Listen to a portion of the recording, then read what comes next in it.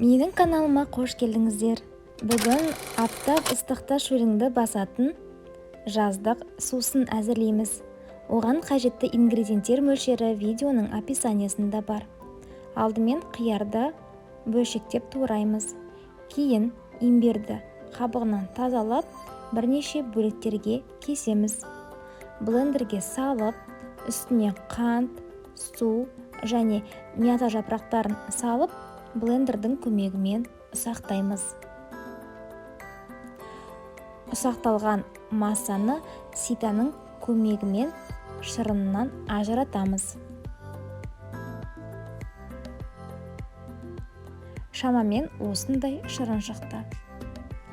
Келесі кезекте апельсин мен лимонды жақсылап жуып, соковыжималканың көмегімен шырынын аламыз.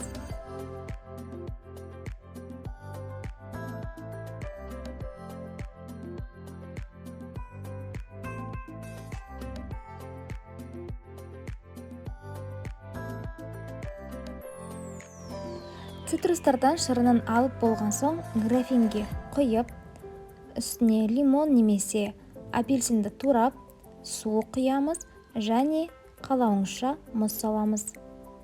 Жақсылап араластырамыз. Осымен біздің ыстықта шөлімізді басатын әрі оңай, әрі пайдалы сусынымыз дайын. Міндетті түрде жасап көруге кеңес беремін. Дәмі ерекше. Бір уақытта қиярдың және де цитрус шырынының дәмі келеді. Егер рецепт ұнаса, каналға тіркеліп, лайк басып, комментарий қалдырыңыздар.